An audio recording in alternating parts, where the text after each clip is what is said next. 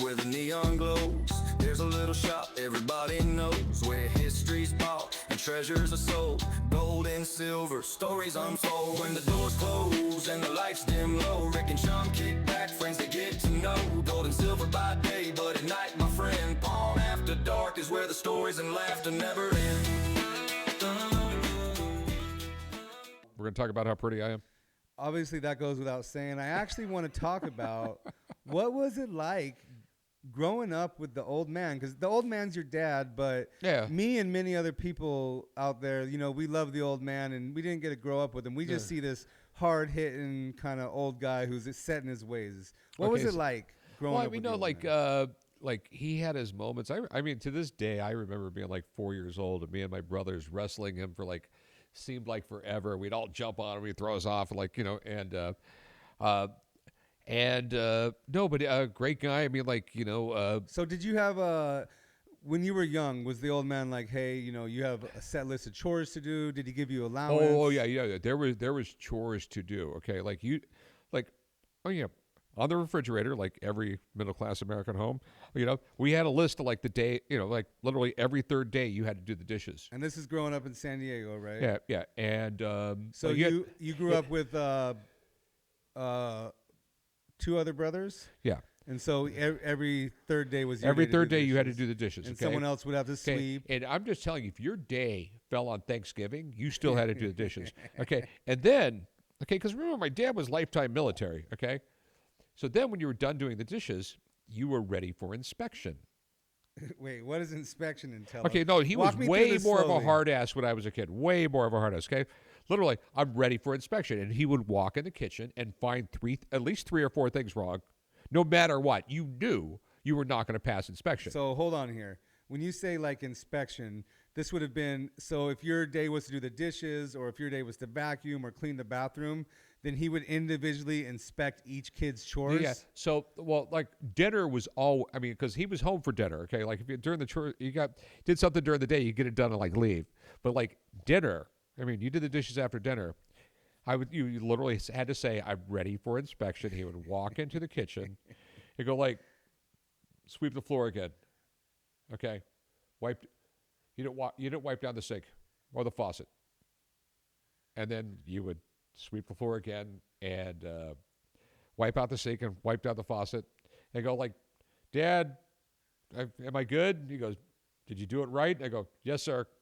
I go, "All right, you can leave." But you never, ever once passed inspection for doing the dishes.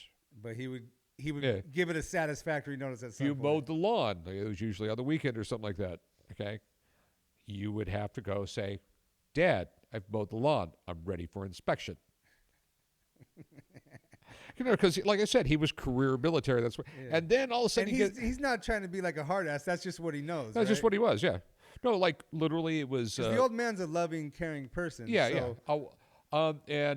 No, but it was like, I'm 12 years old. Okay, like literally 12 years old. You're old enough to work construction, because my dad would buy. You know, he was still in the Navy, but he would buy dilapidated apartments. I mean, most of the time, the apartments that he bought like a 4-plex, 8-plexes, stuff like that.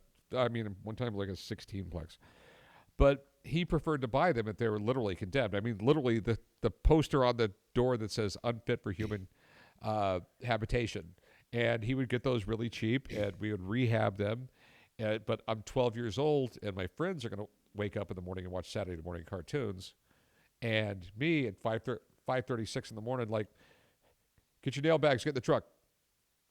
But, you know, I had literally but it was cool, though, because, like, we'd go to, like, whatever job site he has. Like, you know, me and usually my older brother with me, we would stop and we would go, you know, stop at a cafe, have a breakfast, you know, like, just talk and everything like that. You know, and just a good old guy. He'd laugh and everything like that. Well, you know what, Rick? That's actually, I don't know if you noticed this. You might have never known this about me, but we actually have that in common.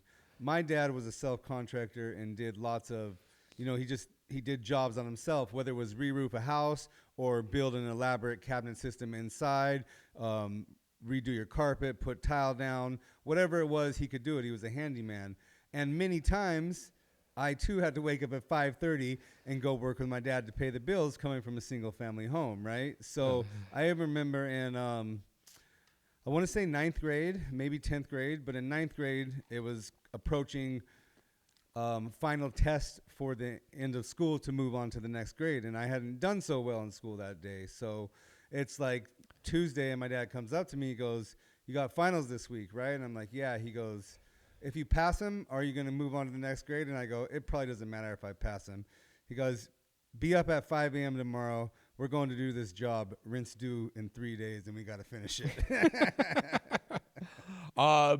Yeah, but no, but okay, like, and nowadays people say that's like child abuse, like, you know, and I Bill's think, character. you know, I think when I first started working when like 12, I got $1.50 an hour, which I think was actually below minimum wage, but that's probably what I was worth. But what I did do, okay, because by the time I was like 15 years old, I could do electrical, I could do plumbing, I could do carpentry. And you love working on your own house, on your own Yeah, cars. I built, you know me, I'm a build, you know, like I'm spastic. I can't sit still. I got to, always working on something with my hands. So I got to ask you then, well, let me set it up a little bit. Me and Corey go off to JobCore. We both do electrical, right? And so we spent a year, 2 years there. We're learning how to be an electrician. I don't think you learned a lot. Corey comes home first. I come home shortly after. We actually even learned how to frame up some houses and stuff a little bit. You decide, you know what? Instead of doing this job myself, I'm going to pay Corey and Chum to do a little side project in my garage. And we built you like those rafters with it was like a second kind of story thing. Do you remember what I'm talking about? Oh, yeah. I had you guys build me a loft in my garage that was all fucked up. Well, you want to talk about that a little bit? No, like literally, I mean, like you guys laid the rafters going across for the second floor for the loft. And I don't know, I mean, like someone measured like 14 inches on center on the other side and marked them individually, and then like 16. So like by the time you got to the end, the boards just started going like one angle. I mean, like, and towards the end they're like 30 degrees. Like it was a shit show. But, that was a shit show. That wasn't my specialty. But you didn't give up on me. Yeah. You actually let me come to the pawn shop and do some electrical work and some rewiring and stuff. Yeah. I'll never forget, like, Corey, I mean, like, literally goes to JobCore for like a year and a half, goes to this electrician school, was supposed to come out like a 2-year apprentice. And he, gets his first electrical job, calls me up, "Dad, how do you wire up a 220 circuit?" I'm going like, "You went to JobCore for a year and a half?" Because, well, like, I wasn't hanging around that day. Just tell me how to do it. Yeah, no, JobCore was quite the time in our life. And, Yeah. I did learn how to be an electrician, and it was great. But I decided when I came here, I started to become an apprentice, and there's no world where I want to be pulling wire through metal pipe on an industrial construction site in 120-degree weather. It's pretty brutal out there, yeah. Yeah. So. Pay is very good, but like it's kind of brutal. And that's when I quit. I went to work at McDonald's for maybe 2 years. I became assistant manager fast. Then you poached me for Quiznos, and I worked at Quiznos and the pawn shop for like 2 years. Yeah. And then you closed down Quiznos, and I came here to work for you. And you really didn't want to hire a lot of Corey's I think you've worked for me before. for 22 years? Yeah, I think about 22 years. And you really weren't happy about hiring one of Corey's friends, but you gave me a chance, so thank you for that. You worked out, yeah. No. And, you're like family now. So, but I think you're my longest employee, maybe. Maybe Augustine. Augustine is longer? I think I'm trying to think. He's got to be close to 25 years. Yeah, I'm definitely the second longest employee, and then it's probably someone like Rocco. Yeah. All right, so this has been an amazing podcast with just me and you, and we're going to do more of these, right?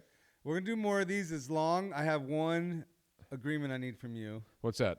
That while we do these, we're peers, and I'm not your employee. Yeah, sure. You can believe that all you want. Well, I hope you guys enjoyed today's episode. If you'd like to see more of just Rick and I, we would love to answer some of your questions and talk about some of the topics you want us to talk about. Because Rick is an encyclopedia of knowledge. Hold on, not encyclopedia. What is it? A Circle of Beauty. Wikipedia. Wikipedia. Yeah. Well, I am super nerd. So leave some comments below. Let us know what you want to talk about. Don't forget to like, subscribe, and if you missed our last episode, you can click on it right now. This is Pawn After Dark.